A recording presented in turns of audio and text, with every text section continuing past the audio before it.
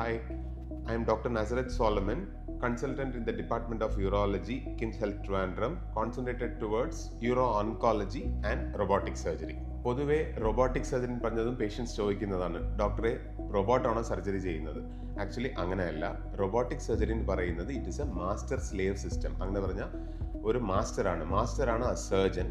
റോബോട്ടിന് പറയുന്നത് സ്ലേവ് ആണ്. അങ്ങനെ പറഞ്ഞാൽ ആ സർജൻ ചെയ്യുന്ന ഒவ்வொരു മൂവ്മെൻറ്റ്സെയും റോബോട്ട് റെപ്ലിക്കേറ്റ് ചെയ്യും. അങ്ങനെ പറഞ്ഞാൽ നമ്മൾ കൈയെ ഇങ്ങനെ വയ്ക്കുമ്പോൾ അബ്ഡമൻ്റെ അകത്തും അങ്ങനെ വയ്ക്കും. സോ ചെറിയ ഇൻസ്ട്രുമെൻറ്റ്സ് വെച്ച്, ഒരു പെന്നിൻ്റെ സൈസിലുള്ള ഇൻസ്ട്രുമെൻറ്റ്സ് വെച്ച് അബ്ഡമൻ്റെ അകത്ത് പോയിട്ട് നമുക്ക് എത്തപ്പെടാൻ ബുദ്ധിമുട്ടുള്ള സ്ഥലങ്ങളിലൊക്കെ ഈസി ആയിട്ട് ക്യാമറ കൊണ്ടുപോയിട്ട് ചെറിയ ഇൻസ്ട്രുമെൻറ്റ്സ് വെച്ച് പ്രിസൈസ് ആയിട്ട് ചെയ്യുന്നതാണ് ഈ റോബോട്ടിക് സർജറി.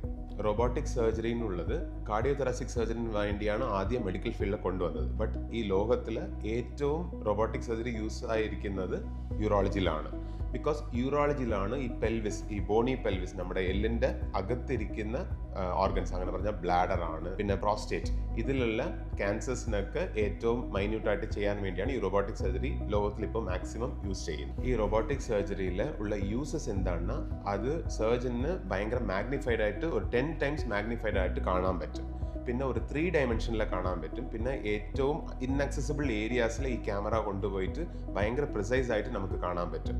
സോ അതുകൊണ്ട് ചെറിയ ഇൻസ്ട്രുമെൻറ്റ്സ് വെച്ച് ആ നെർവ്സും ബ്ലഡ് വെസൽസ് സെപ്പറേറ്റ് ചെയ്യാൻ പറ്റും. അതുകൊണ്ട് ഫങ്ഷണൽ ഔട്ട്കം നല്ലതായിട്ട് കൊടുക്കാൻ പറ്റും. അതേ സമയത്തിൽ ക്യാൻസർ ടിഷ്യൂ ബോഡിയിൽ നിന്ന് എടുക്കാൻ പറ്റും. അതാണ് ഈ റോബോട്ടിക് സർജറിയിലുള്ള ഏറ്റവും പ്രധാനം.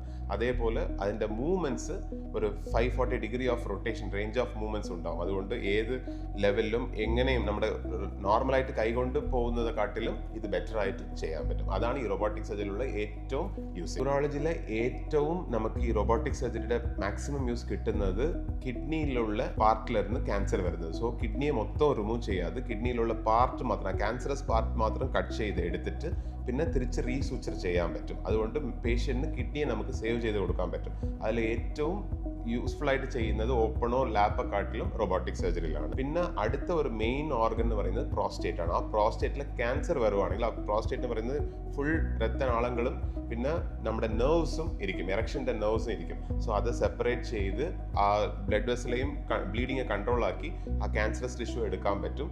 പിന്നെ അനസ്റ്റമോസിസ് ചെയ്യണം. ആ പ്രോസ്റ്റേറ്റ് എടുത്തിട്ട് പിന്നെ ബ്ലാഡറെയും യുറിത്രാവിനെ അനസ്റ്റമോസിസ് ചെയ്യണം. അതുകൊണ്ട് യൂറിൻ ലീക്ക് ഉണ്ടാവും. സോ ഓപ്പൺ സർജറിയും ലാപ്രോസ്കോപ്പിയും കാട്ടിലും ഈ റോബോട്ടിക് സർജറി ചെയ്യുമ്പോൾ ആ യൂറിൻ ലീക്കിടെ കോംപ്ലിക്കേഷൻ ഇല്ലാതിരിക്കും. അതേപോലെ ക്യാൻസറേയും ദേഹത്തിൽ നിന്ന് പൂർണ്ണമായിട്ട് മാറ്റാൻ പറ്റും. ഇതാണ് യൂറോളജിയിലെ ഏറ്റവും ഇമ്പോർട്ടൻ്റ് ആയിട്ട് യൂസ് ചെയ്യുന്നത്. ആക്ച്വലി കീ ഹോൾ സർജറി എന്ന് പറയുന്നത് എന്താണ്? ഒരു ചെറിയ ഇൻസിഷൻ ഇട്ടിട്ട് ലാപ്രോസ്കോപ്പി ഇൻസ്ട്രുമെന്റ്സ് വെച്ച് അകത്ത് പോയി ചെയ്യുന്നത്. അത് ഒരു സർജനും ഒരു അസിസ്റ്റന്റ് ഇരുന്ന് ചെയ്യേണ്ടത്.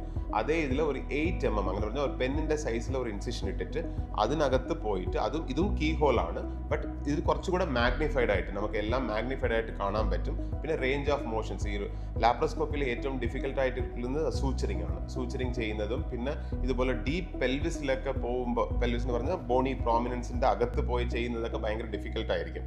അതായത് ഇത് ആവുമ്പോൾ നമുക്ക് എല്ലാ സ്ഥലത്തിലും പോയിട്ട് ചെറിയ ഇൻസ്ട്രുമെന്റ്സ് വെച്ച് മൈന്യൂട്ടായിട്ട് സൂച്ചർ ചെയ്യുമ്പോൾ ആ ഫങ്ഷണൽ ഔട്ട്കം കൊടുക്കാൻ പറ്റും. പിന്നെ റോബോട്ടിക് സർജറിയിലുള്ള ഏറ്റവും ബെനിഫിറ്റ്സ് എന്ന് പറയുന്നത് ചെറിയ ഇൻസിഷൻ. അതുകൊണ്ട് പേഷ്യൻ്റ് പെട്ടെന്ന് വീട്ടിലോട്ട് പോവാം, ഫാസ്റ്റർ റിക്കവറി ആയിരിക്കും.